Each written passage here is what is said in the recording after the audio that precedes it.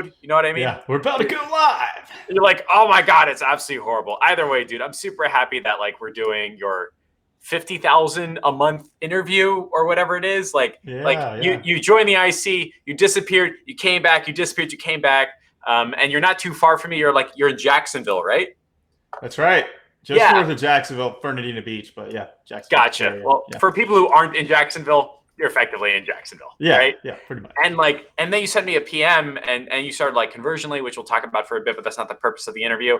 Sure. And I was like, yeah, man, what's going on? You're like, yeah, I just broke 50K a month. And I was like, what the hell? Like what just happened? And I think that's so damn cool that like your numbers are finally to a point where like it feels cool. You know what I mean? Like you're pulling $1,000 a day consistent, sometimes $2,000 a day consistent. You're like, damn, this feels fucking awesome, right? Yeah. But what I'm hoping in this interview is that for people that are watching it, like you can tell your story, like where it started off, where you decided to move forward, like your breaking point, all that. Because when I started out my agency journey, like I had just been fired from my only real job that I ever had 3 times in a row. I had to move back home with my parents, and like that was my bottom, right? So like what was your start with like your Facebook ads agency journey? Where were you? What was it like? What made you say I want to go full on Facebook ads?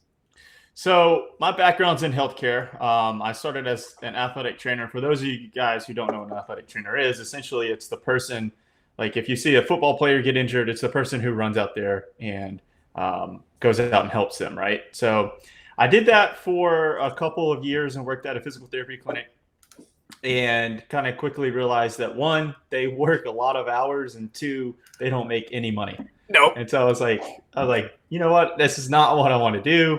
You're working like evenings and weekends. I just recently got married and didn't really see my wife that much. So I was like, let's figure something else out. So in the realm of like healthcare, I got into like sales and marketing for the physical therapy company. And then went and got my master's of healthcare administration with like a minor in marketing. Yeah. And so that's kind of like how I fell in love with marketing in general. And the kind of the healthcare space, like with sales, it was super like laid back and very easy like schedule, right? Mm-hmm. So I'd do my calls, I'd go out to physician offices trying to, get them to send us patients. And then once I was done, you're probably ending the day around like 2, 1 o'clock. And then the rest of the time, just like answering emails. So right? You had like a physical location that you worked for, right? Yes. And then you went to other locations, say like, hey, we exist, send us business, like a referral program kind of thing, right? So like door knocking and like business development type stuff. Gotcha. Right? Okay.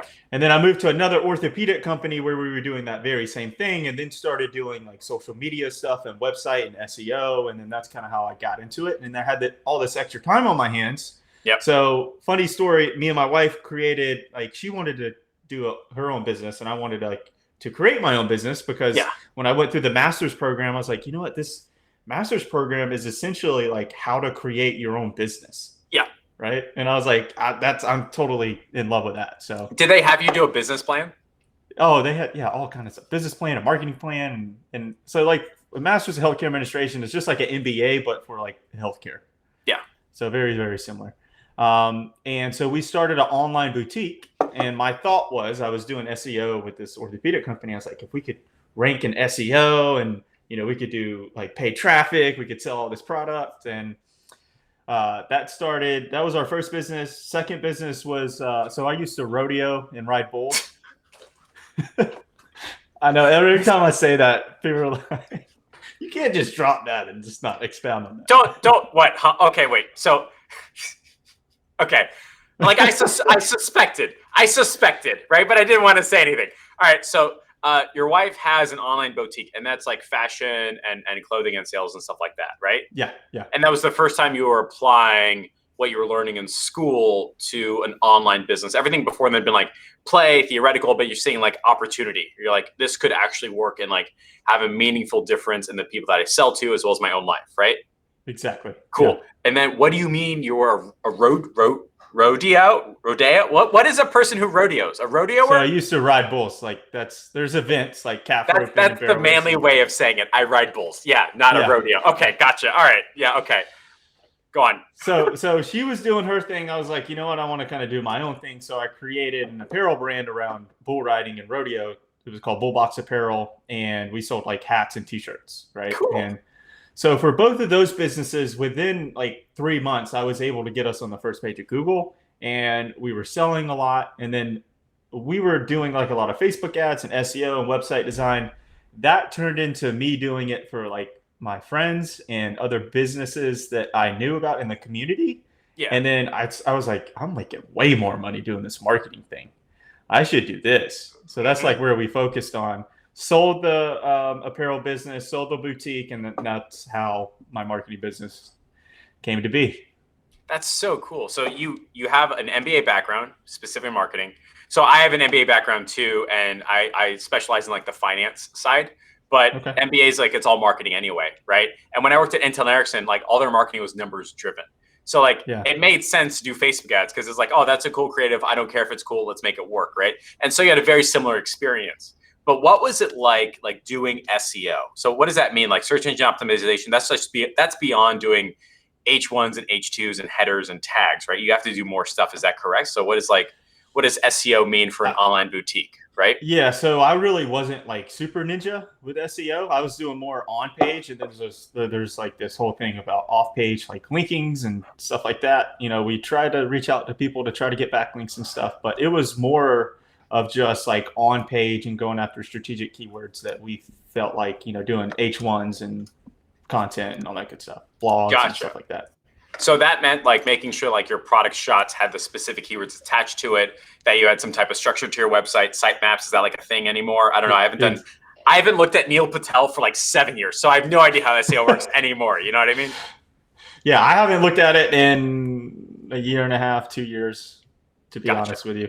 So the reason why I switched over into Facebook ads is I was doing everything. Website design, social media posts, Facebook ads, SEO. And what I found was like, what it really comes down to is people just want more customers. They want more business, right? And the number one way to do that is through like lead generation. Yep. And so that's where I kind of saw like Facebook ads is the best way to do that. You could pay someone. I mean, there's a lot of labor that goes into building a website, right? I mean, a lot of people don't want to pay you more than $2,000. SEO, you could probably charge around $800, but people want like results like right then. And it usually takes like 6 months to almost a year, right? And then they kind of get upset with you because they're not seeing results. But with Facebook ads, you can immediately see results almost within hours like that. Yep. And then people love you. And then they're like, okay, this is great. And then you kind of work on the back end process of lead generation, sending them leads, and then setting appointments, and then those people actually become customers, and you're increasing their bottom line, and then you just really become their marketing, I guess, chief marketing officer, right? Yeah, the CMOO, chief marketing officer, outsourced, right? So you sold your apparel company. At this point, you sold your wife's e-commerce fashion company, or no? Mm-hmm. Yes. Yep. And you went sold both of them, and then you went full on Facebook ads, right? That's right. Yeah. What was that like? Oh my God, I'm all in moment. Was it like when the cash stopped coming in from the two businesses? Did you ever have that like freak out moment? You're like, this is it for real? Or was it like a smooth and steady transition? No, it was pretty smooth. So we were looking at like profit margins for both businesses. And I was kind of like the guy that ran everything, all three businesses. And there's only 24 hours in a day, but really only like 12 that you're actually working. So I was like, for like my sanity, I got to figure something out. Yeah. Because we were still like, I hadn't got to the point to like hiring out people, you know? So I was still like, we need to do this. And it's my time, my business, kind of like the self-employer, right? Yeah. Not like the business owner. Freelancer, one-person shop. Yeah, exactly. So I was looking at the profit margins. Profit margins, if you're doing good with like online, is like 20 to 30. And then when we were doing it, when it was just me, I was like 80% profit margins with the marketing company. Yep. And I was like, damn. I mean, ding, ding, ding. I know which one I'm gonna try to grow. So for like mental capacity, I just got rid of the other ones. And this was before somebody broke your brain and made you realize that you could hire people to do your job for you, right? Yeah, I went on a similar journey. Like my agency peaked at $42,000 a month, huge margins. I was like, I'm king of the world, except I'm working 14 hours a day, Sunday through Sunday, and I have premature gray hairs, and I don't have time to do anything else, right? You definitely lose like your emotional capacity to care, right? And you're like, I don't give a shit. Like it's just too much time and not enough money, or vice versa, right? But then somebody broke my brain. Like, you're allowed to hire people to do other stuff. Like you can hire people to call back your leads so you don't have to, right? Like you can have VAs, you can have like project managers, you can have built out a whole team, which you have the ability to do when you have 80% margins on your contracts, which we can talk about a bit later on. But what was like your first Facebook ads as a service client that you got? So it was a car dealership, and I used like dirt lot car dealership. Like not like a classy one, right? Like they ain't selling Cadillacs, right? This is like your 1998 Honda Accord, right? Yes, but the dude sold just pickup trucks, right? So we're in the South. So his thing was like, his niche was just pickup trucks. So how did you that get him to pay you money? How did you find that client? What was that like? Was it a referral? Tell me more, get into details, all that stuff. Yeah, so he was actually a friend of mine, business owner that I went to church with, and we just started talking. And so me being like my background in sales and marketing and healthcare, like going door knocking, I was kind of already good at like convincing people that they need what I have to offer, right? Yeah. So that was kind of easy for me. Back then, there was no like guarantees. There was no fancy demos. It was just me and someone else. He invited us over for crabs and like lobster. And so we were cracking crabs, and you can't make this stuff up. Just breaking bread with our clients and all that stuff. Yeah, we were cracking crabs, and I was like, $500 a month, and then $300, $300 to $500 in ad spend. I'll run your ads for you. He was like, all right, let's get started Monday. It's like, let's do it. Oops. Got a client. Look at that. Yeah. That's so funny. Yeah, so what was that conversation like? Was it really like, I'm doing Facebook ads? You're like, oh, I need Facebook ads. Was it like, you need more customers? I can get you more customers. Like, what did that, that like mini pitch look like? Or you just didn't even know? It was just like a flow of a conversation.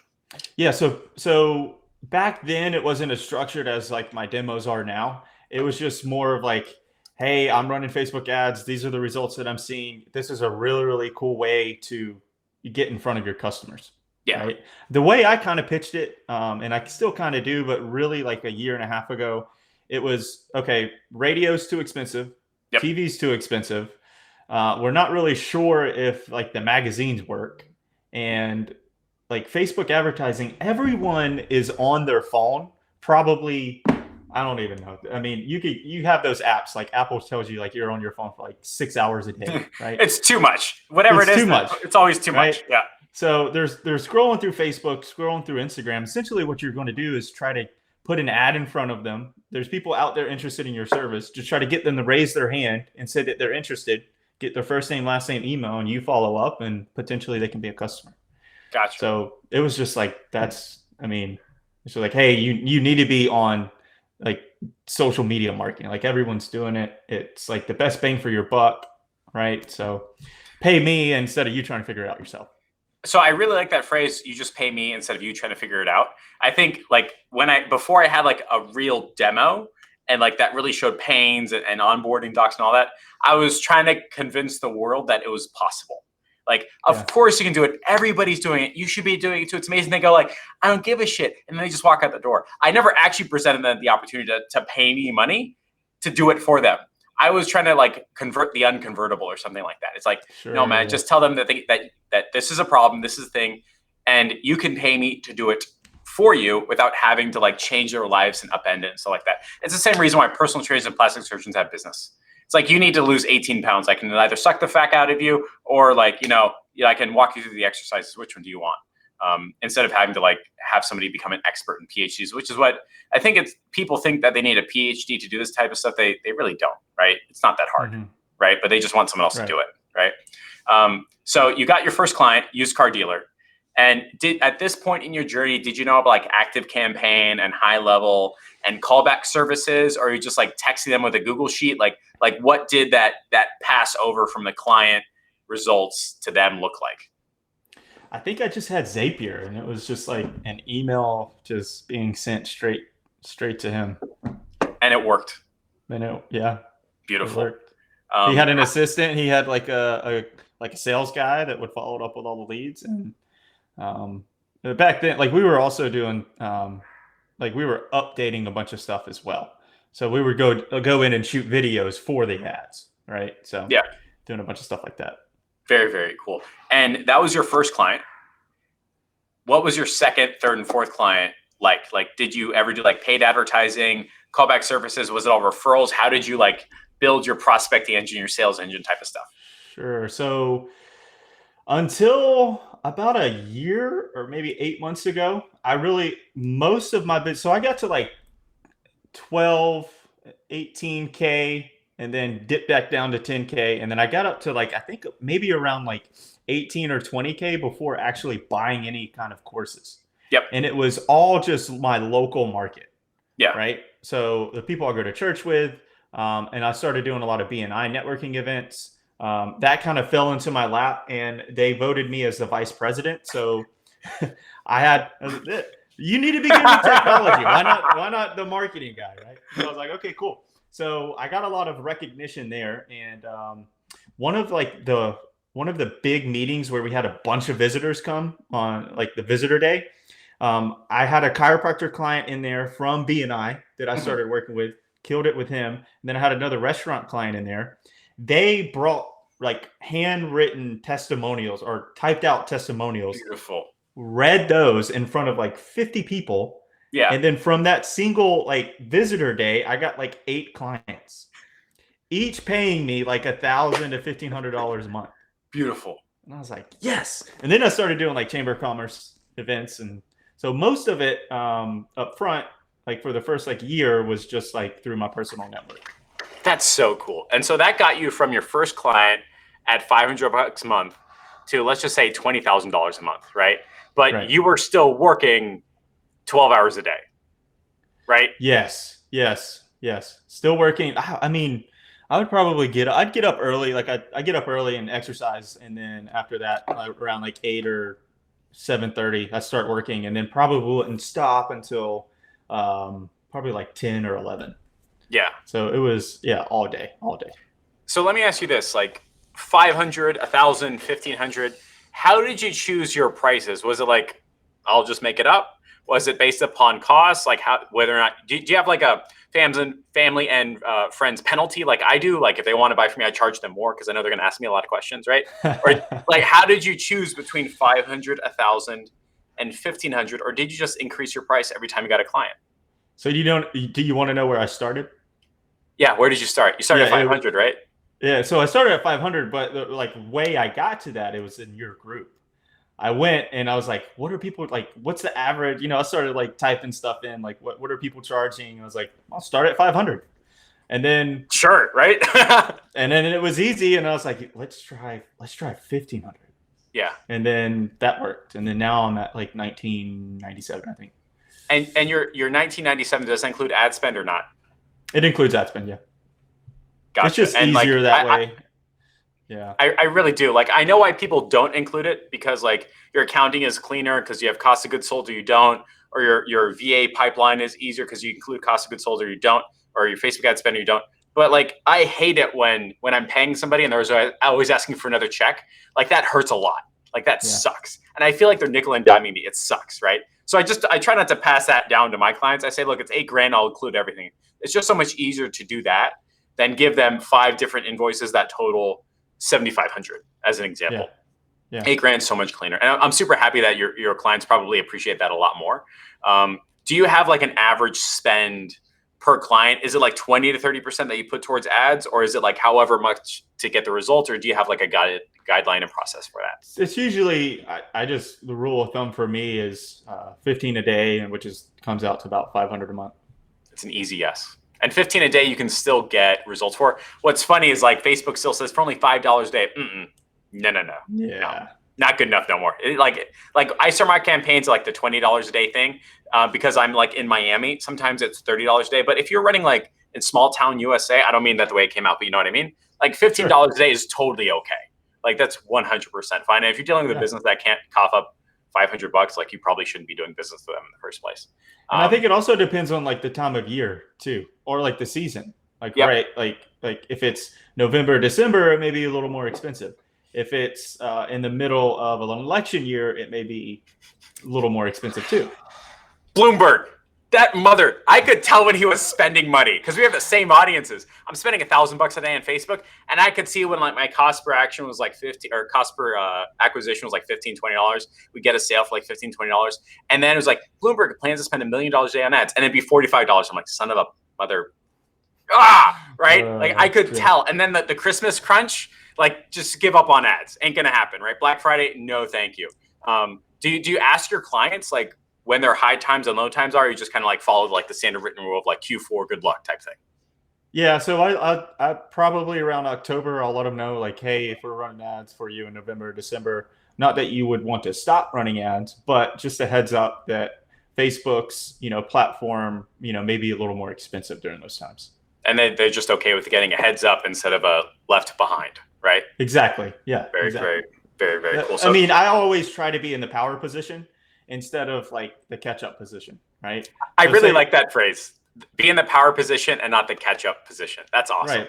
Because if you're in January and you're looking at December's results and you're like, and then you're kind of like feel like you're making excuses. Well, It didn't really turn out the way we wanted it to because this X, Y, and Z. And like, I mean, that would have been nice to know. Should have told me beforehand, buddy. Thank you. Right. But so far this in your journey, this path in your journey, you've gotten a truck client, you've got some chiropractors, a BNI group, all that. Like you're making $20K a month, but you're still working 10, 12 hours a day.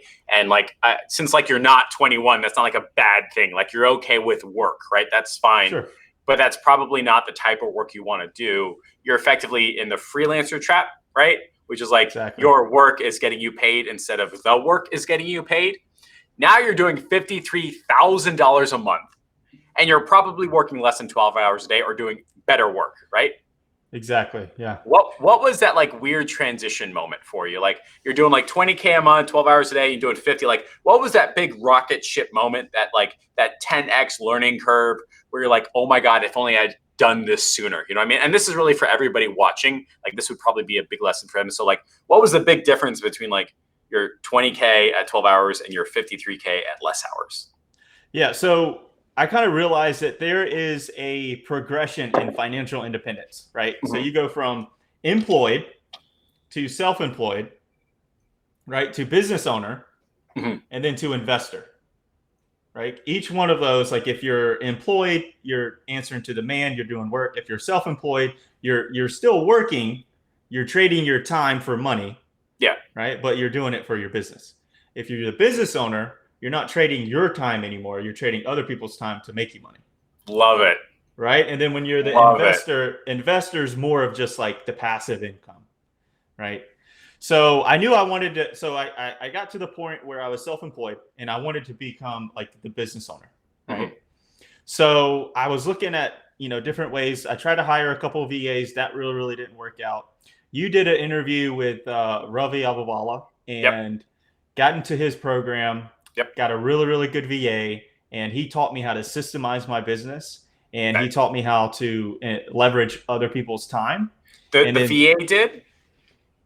So no, Ravi did. Okay, gotcha. Gotcha. Yeah, so he gives you a VA, and he also teaches you how to like scale and grow, right? Beautiful. So he taught like us how to like systemize our business and how to use like VAs to be able to run the majority of the business. Yeah. Once I did that, I break up my business into, I think, 4 sections. It's prospecting, sales, fulfillment, and then account management. Perfect. Right. So only thing I do now is sales and account management. My VA does the prospecting and the fulfillment. Is it the same VA for both, or do you have 2 separate VAs? I have two VAs now. Gotcha. Okay. So one is your prospecting VA and one is your fulfillment VA. So one is like 1.5, like one is like split. She's prospecting when she's not doing the fulfilling. Gotcha. Right? And then one's just like full prospecting. Right. Gotcha. Moving forward now, I'm still in the transition of becoming business owner. I'm going to hire a salesperson and then an account manager. Gotcha. Right. And so that happens. Like you can hire people when you're no longer trading your time for your work. when otherwise you're too busy to train a person to do it for you, and you have this like really weird it's mine thing, like this is mine and only I can do it and I'm the best person in the world. You're not. Newsflash, you're not the best person in the world. Even plastic surgeons who have PhDs and all that stuff, they still have people on their team, right? They're still not the best person in the world. If you are the best person, well, congratulations, 1 in 7 billion, right? It's probably not you. And it took me forever to get over the fact that I wasn't the best. Like, that sounds insane now. But you know exactly what I mean when I say that, right? Yeah. Like, everybody has it. And there's this weird transition. So what was it like when you got your first VA that freed up your time? Like, was this weird like training process they had to go through? Was it a normal conversation? Did you just do your work and click record on Zoom? Like, what was that VA training process so they would do your prospecting for you? Yeah, so at first they came fully trained from Ravi to be able to do the prospecting. So she was handling the prospecting, and then for the next like 2 or 3 months, I would just record my entire systems, like account management. Whenever we get we send out a form, via Jotform. A Jotform triggers a Zap and triggers like this, that, and the other. And then we have a Asana task like laid out. And each task, there's a video of like exactly what you need to do. And here's access to LastPass to be able to access this, that, and the other. Yep. So yeah, just literally recording and documenting everything that you do so that you can document it and record it and then give it to your VA so that she can handle all of that, or he or she. Right. You know what's funny is that like the interaction I have with my VA, her name is Jean. Everybody knows in the group, she intros everybody. I think I spend less time with Jean than anybody else in the world, and she probably does more things for me than anybody else in the world. Right. Like every morning she wakes up and she goes into the Slack channel and she's like, "Hey, I'm waking up, I'm logging in. Here's the 3 things I'm working on." And I'm like, "Oh, okay. Oh, that's thank you." Right? Totally forgot you're doing that. And I'm like, "Oh my God, Jean, this is amazing." Like, I don't thank her enough. Because like she is removing things from my plate, and it's really, really hard to be the master of the universe. It's really, really hard to have spinning plates without spinning plate disease. If someone likes too many things and one falls, they all fall. And it's really, really hard to have a business without people being employed. And it was hard for my brain because I had a negative relationship with being employed. Like I was fired 3 times in 9 months. I saw 1,000 people crying. They couldn't pay their mortgages. They bust them out like full on, like the company laid off like 20% of its workforce in like 3 months, in like a couple months. And like, I hated the idea of another mouth to feed. But once I got over that, rocket ship straight through the group. Like this group wouldn't be around if it weren't for me, like getting off my high horse and hiring people. I couldn't be able to serve you inside of the IC if I didn't like hire people. You couldn't employ your customers, or you couldn't take care of your customers if you didn't hire people, right? So like, if I understand correctly, the number one thing that took you from 20K a month to nearly 50K a month, or you broke 50K a month, that was simply hiring someone to do part of your work for you, right? Exactly. So that I can take on more appointments and I could do more sales calls, right? Beautiful. The money that you bring in as an agency owner is directly affected by how many offers you are giving each and every single day. Yep. Right. The more people, and I've come to realize this, and not only just like offers you're giving people, but the more people you can talk to. Yep. Right. You're not going to sell a $500, $1,500, $2,000 package over the internet. I mean, you could. Some people, I know of some people doing it through text messages and email, but usually you're going to be on the phone with someone trying to pitch and close them on a deal, right? Yep. So the more people that I can talk to, the better my business is going to be. Yep. Right? So I used that VA, leveraging her time to be able to do the stuff that I could delegate to her so that I can be in front of more people. And then now my next step is to hire a salesperson, eventually removing myself from the business. Yep. And then you just get striped screenshots and you're like, how did this happen? I don't understand. Yeah. Okay, great. I'll take money. Thank you very much. So you look at like Elon Musk, like he sold like $1 billion worth of trucks in 24 hours or something like that. That was because he had enough attention on him. He prospects all the time. Like you see him on the Joe Rogan show, smoking pot. That's his version of prospecting and getting attention. When he like starts fights on Twitter, that's his version of getting attention and prospecting. And when he does this annual thing and he says, "Hey guys, I've got this $60,000 offer. Would you like to pay me money?" And $1 billion worth came in 24 hours for a truck that isn't being delivered in 2 years. I'm looking at this and going like, what great marketing, but oh my God, I can't believe people are buying this truck. And then my friends are putting down deposits. I'm like, oh my God, stop that. Like, do not buy that truck. In 2 years, it'll be, and then another person buys it. And then another, I'm like, oh my God, what is wrong with you people? But you're 100% right. Like the amount of money that you make as an agent center is directly related to, and I originally learned this from John Logar, the amount of offers you make to solve problems in exchange for money. And the biggest challenge I'm seeing in this group and inside the IC is if you're not making 2-3 offers a day, then you won't make the money that you expect from your agency. Hard answer, easiest answer, the most disappointing answer is you simply didn't offer enough people to solve the problems in exchange for money. So I'm super happy that you brought that up. But the next bullet point is the 15 prospecting methods. And I'm getting people in the chat saying, but what are your prospecting methods? Yeah. So would you like me to just go down the list? I got it pulled up right here. Do it. Give me the list. Let's go. So we got cold email. We send anywhere between 2,000 to 3,000 emails a day. Can we spend like 2 or 3 minutes on each of these before we go through the whole list? Sure. Yeah. So what would you like to know? The first one is cold emailing. That's when you're sending a real life business owner a message saying, hey, are you interested in more X? Correct? Like more clients, more customers. If it's bike shops, Argon 18 sales. If it's car washes, platinum premium packages or something like that.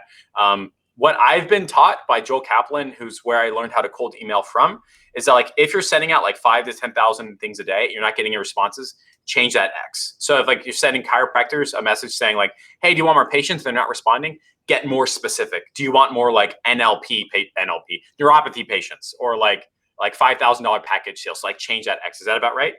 That's exactly right. Okay, there you go. And just a lot of people are doing cold email now. So just try to make it a little different and then change it up as well. Like we go through our entire list that we scrape from these data aggregators. And then once we're done, we start back up with a new verbiage, right? A new X. Yeah. A new X. Yeah. Very cool. So cold emailing is one of them. Cold emailing, and then cold calling. We do about 1,000 calls a day, and pretty much verbiage. So did many. I say 1,000? Yeah. 100. Sorry. Okay, 100. Yeah, that comma's in the wrong spot. Okay, but yeah, still 100 cold calls a day. Gotcha. 100. And the message is essentially the same. Like, hey, we're doing X, Y, and Z for business owners just like you. Or would you be interested in an extra 20 to 30 new clients, customers, patients, whatever it may be a month? If yes, for cold calling, we say, hey, can we talk to the chiropractor or can we talk to the agent? Yeah. For email, it would be something like respond back yes with your best cell phone number, and respond back no. So if you'd like to be taken off the list. So your cold call, is that like a voicemail drop or like a robot, or is that a real life person? No, that's like cold calling. Gotcha. Okay, so you have a person doing the cold calls. Mm-hmm. Do you have to pay like somebody in your office to do that, or is there like a cold calling service, or how do you find a cold caller? Right?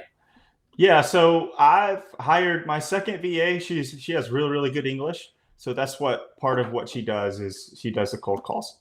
Gotcha. Okay, cool. Yeah. Let's see. Next one is Facebook messaging. So with Facebook messaging, it's the same thing as the email. We're targeting people like, say, if we're going after chiropractors, we get a list of chiropractors and we send them Facebook messages.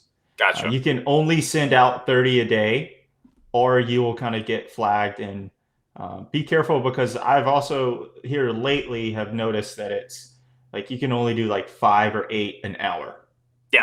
Yeah. There's definitely a ratio between the sends and the responses. Like even in my group, in this group, where like there's like, hey, I'm interested, here's the link, all this stuff. And I don't like doing comment letters, but that's Facebook rules. So I have to like have level of engagement.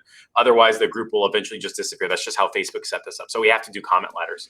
And I will PM people saying, hey, ready for the link? And if I don't get a response between like 0 and 10 messages, I can't send an 11th message. It'll say like, hey, you've been limited, or like you get like, please stop spamming or some type of thing. Let us know if this is a mistake, like those types of messages. You know what I mean? Yeah. That's when you just start messaging your wife or your best friend and have them. Somebody respond back, please. Please. Yeah. Like, you develop like a little group so that you guys could do that. Yeah, absolutely. That's a good idea. I haven't thought of that. Just like, there you go. Yep. Fourth one, Facebook connections. You can make anywhere between 80 to 100 connections a day. And the kind of strategy behind that is to make connections, hopefully so that they follow you. And that as you're putting content on your personal page, for example, like if you niche down into like dentistry and you're following dentists, and then you put content about dentists, that hopefully they'll reach out to you. So that's on your personal profile, right? Mm-hmm. So you give your VA a VPN and LastPass, they log in, they work their magic. Exactly. Gotcha. Yeah. Okay, cool. Or never mind, I'm not going to say that. Well, just that's different. Yeah, I know what you're going to say. That's different. Yeah. Anyway, moving forward. Facebook, same thing with Facebook messaging and connections. You do that same thing with Instagram messaging and connections, right? Let's see, LinkedIn messages. There's some cool software out there that you could like friend a bunch of people, and then when they message you back, it sends out an automated message as well. Yeah. That's another one. Which one are we on? 1, 2, 3, 4, 5, 6, 7. And then LinkedIn connections, kind of the same thing with Facebook and Instagram connections, right? Gotcha. Facebook group value add. So like, for example, if there's a big Facebook group for dentists or chiropractors, you just go in there and just add value every single day, and don't try to be spammy about it. Yep. Just kind of position yourself as kind of like the go-to marketing person.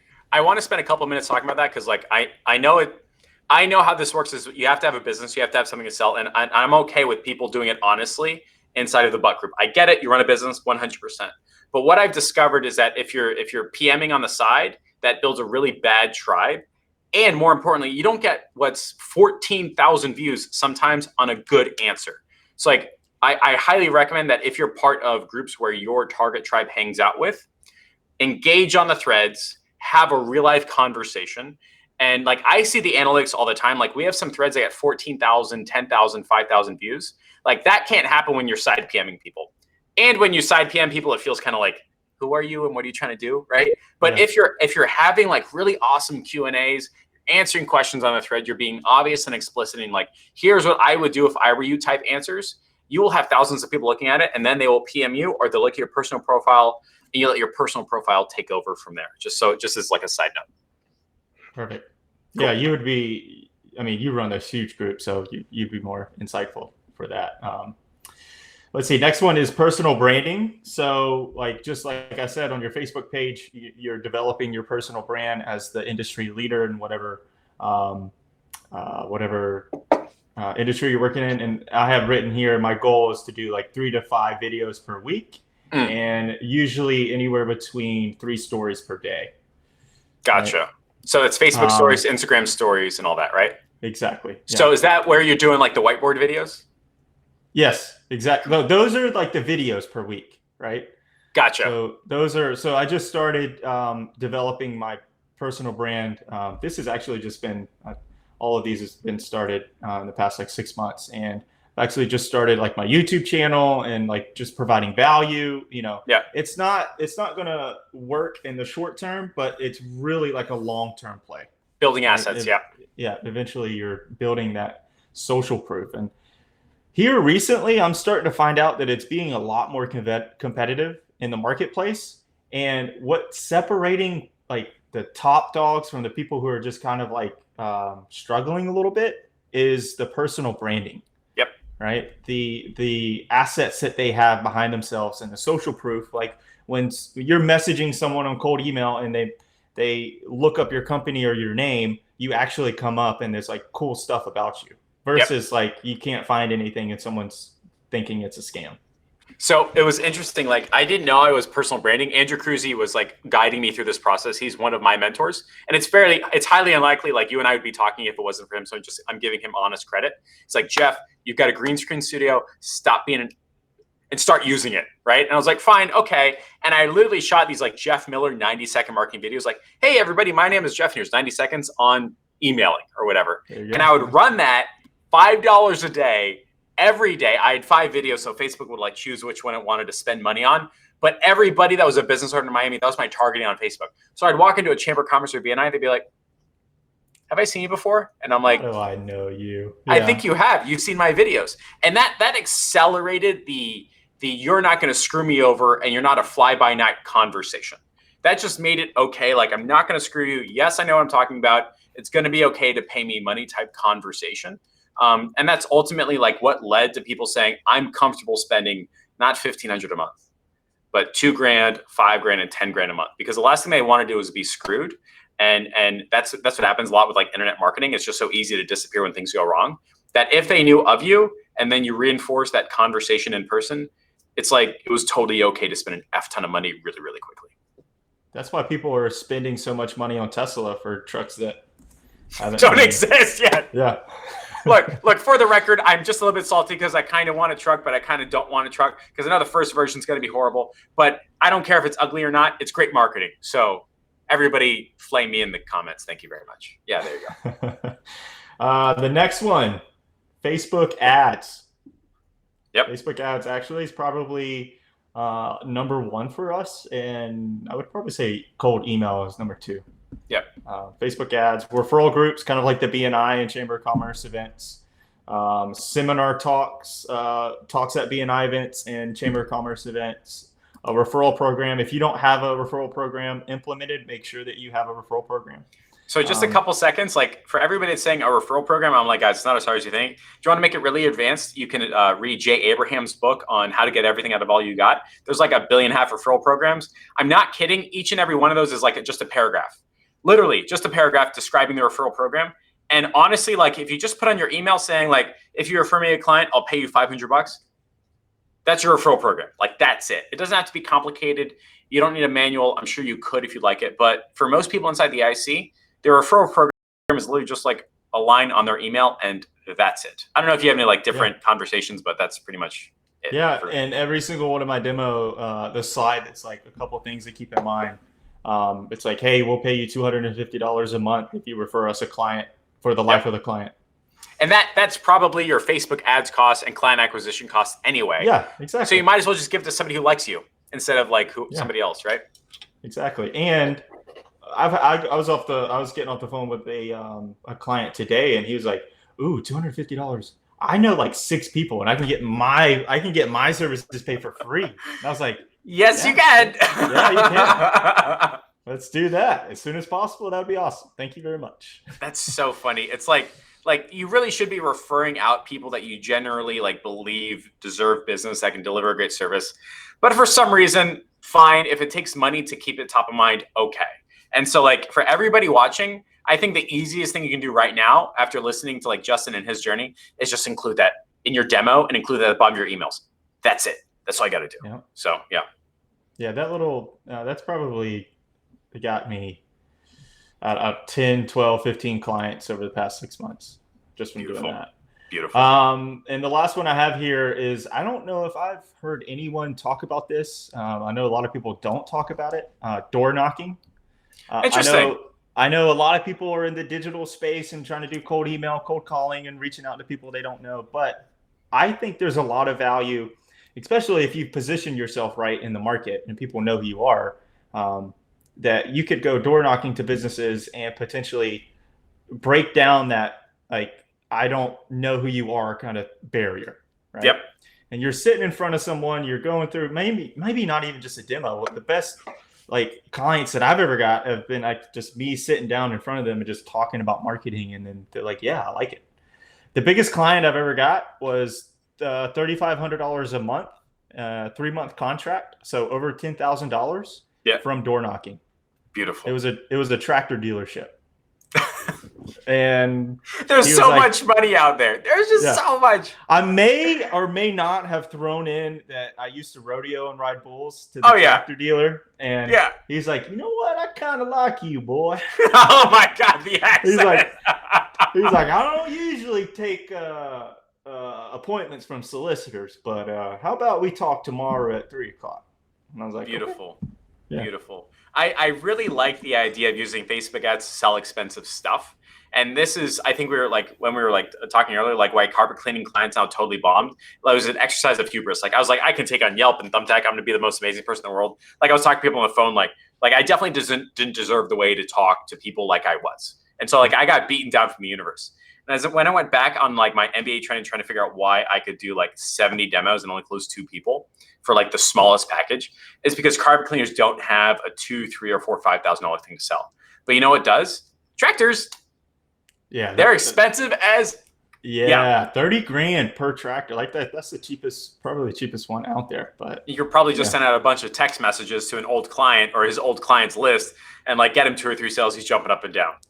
Exactly. Very Yeah. cool. So that was that's all the prospecting methods. so that's the 15. So you got your prospecting engine up and running. You got the 15. You're getting some calls. They're like, yeah, let's talk. And your show up rate is at 0 and you freak the hell out and everything sucks and is horrible. But you don't have that problem, right? You have a 87% show up rate.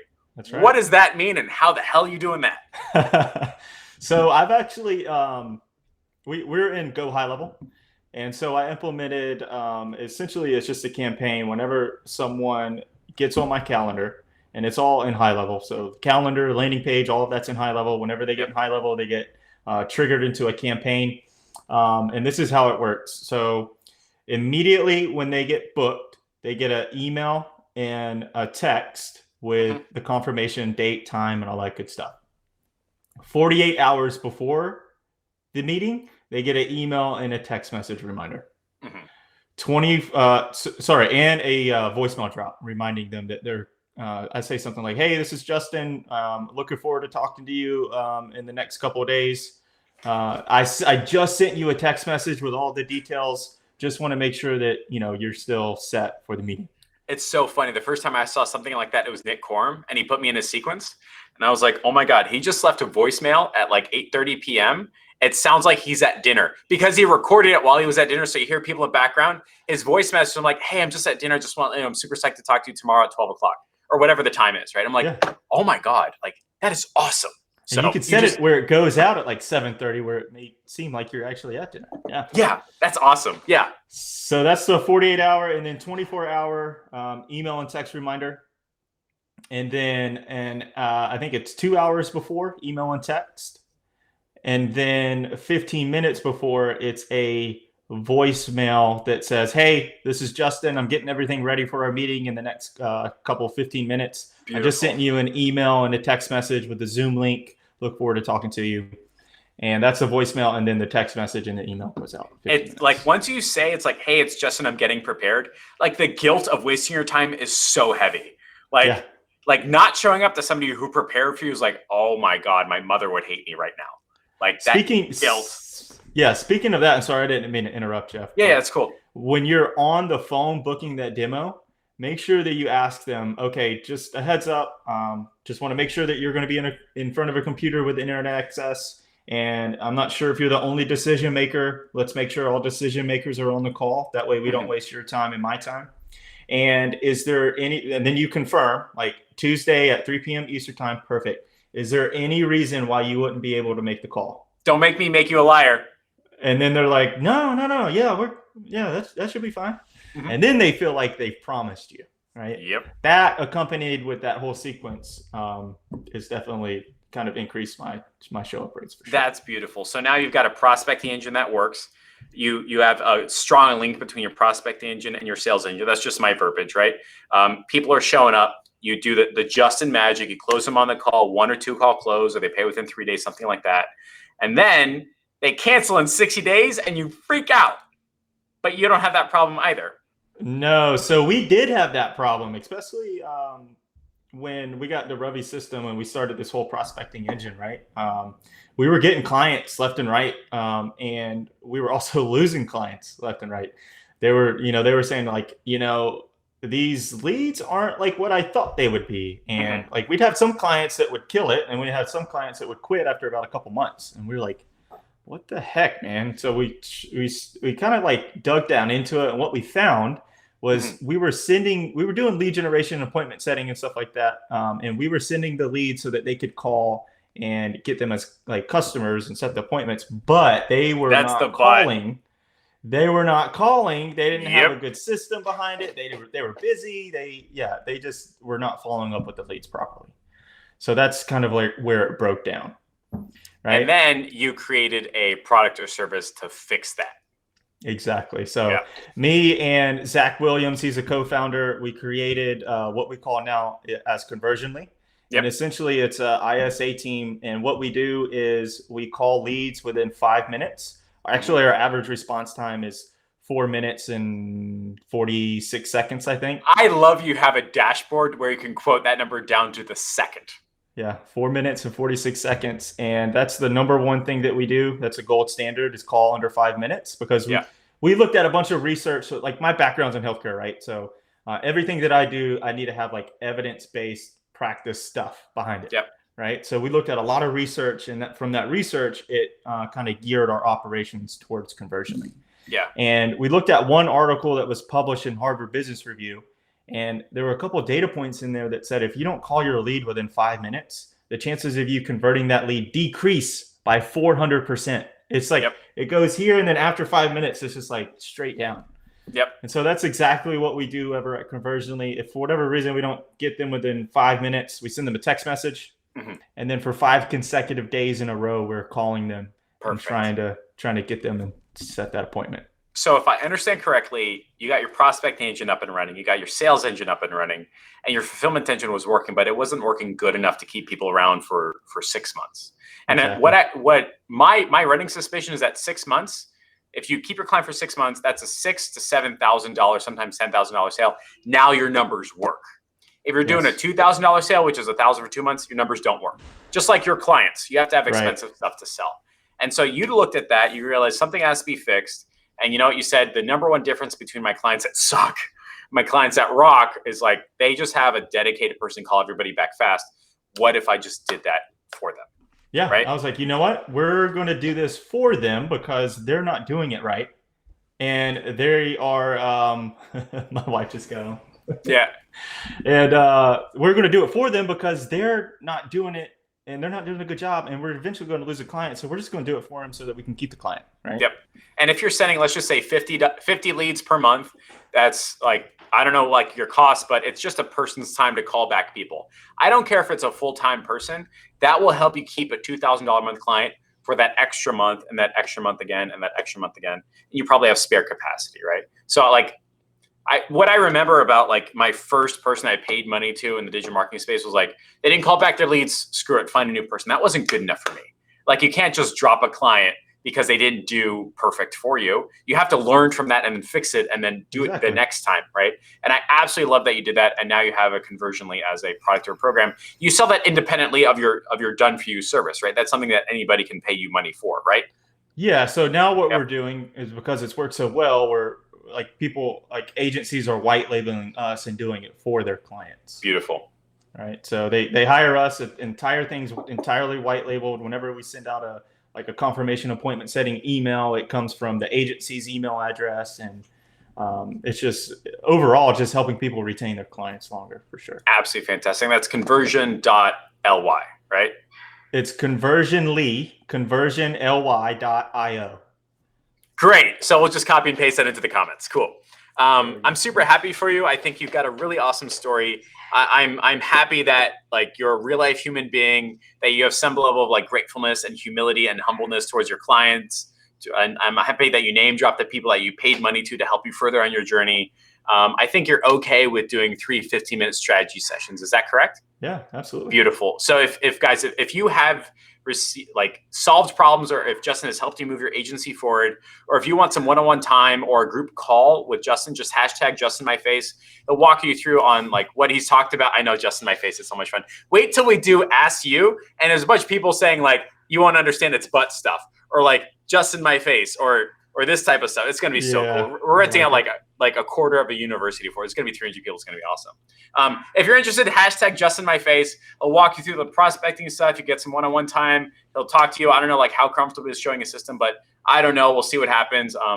And absolutely fantastic. I don't know if there's any like last minute questions, comments, or concerns, but I'm going to go ahead and read through some of the comments, and then we'll bring the sucker to a close. Yeah, while you're doing that, I got this prospecting engine kind of like filled out. If anyone is interested, I'm more than willing to share this with anyone. So I don't know what the proper way to friend me or message me or keep it on the. What we can do is if you want this form, just hashtag JustinMyFace. Everybody that comments can get this. Justin will send it to you by PM, and then he'll pick 3 people for a 15-minute one-on-one. Is that kosher? Perfect. Cool. All right. So a couple questions came in. With cold emailing, are you calling to qualify and book the demo, or is it your VAs? I think it's your VAs, right? Yeah. They're calling to qualify. Yeah. Gotcha. So did they have a script or something like that, or did you give it to them, or what did that look like? They do have a script. Yeah. Yeah, Gotcha. so they have a script, and essentially what it was I was doing most of it, and I found out what worked, and then I just gave them a script so that they could, essentially just take care of that. Beautiful. Is there one prospecting engine that you recommend people who are starting out focus on? Probably cold email. That would probably, like, it's free. You could probably do it yourself, you can hire a VA to do it for $2.50 or $3. Whatever you hire a VA for. Right, whatever the dollars are, or something like that. Yeah. Very cool. Somebody says, how long did it take from when you thought about doing Conversionly into when Conversionly was a product that you could go to market to? Was it like a 3-month, 6-month? What was it like? It was 2.5 months of putting that all together and actually testing it out for our clients. And then we were like, you know what, we could do this for other people. Beautiful.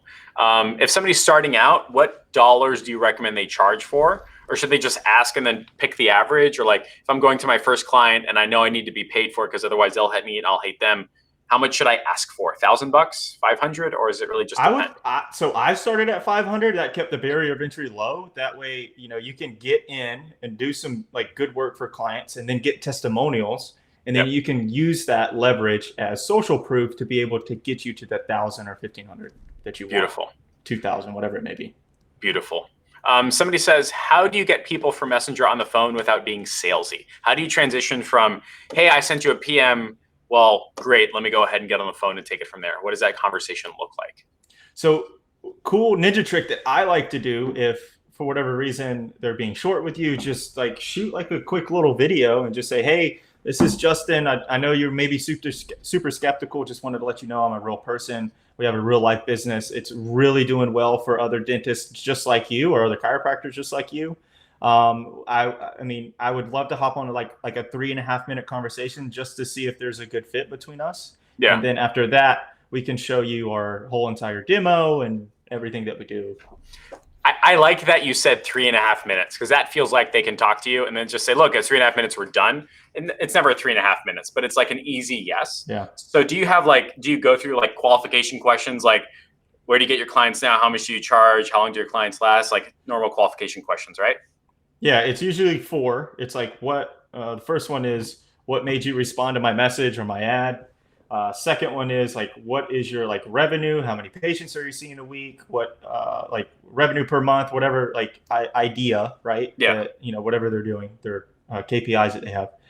What are you doing now? Where would you like to be? How many patients would you like to get to? What would your revenue goal per month? Right? What obstacle is keeping you from that? And how fast would you like to get there? Yeah, I like that. How fast would you like to get there? That lines up with the don't you want to start now on the call. I like that. Very cool. Justin, it's been an absolute pleasure. Thanks, brother. I appreciate you having me on here, man. Dude, like I remember when you joined the IC, and like you and I really didn't have like the back and forth that I usually have with IC members, which is totally okay. But I am so genuinely excited for you on doing $500,000 a year minimum. Like that's so damn awesome. Well fucking done, dude. Super blessed. That's all I can say, man. Yeah. If you had to start all over again from zero, what would be like the number one thing that would rocket ship you back to $50K a month? Probably the social proof, for sure. I feel like that's what's separating most people. If I started doing like the content that I'm doing now and just positioning myself, I think it's just all about position, right? Yeah. That's exactly where I would start. Perfect. Very cool. Hang on board. Hang on. We got to like off board or debrief or whatever. I don't know. Ladies and gents, Justin, absolute pleasure. See you guys later. Bye.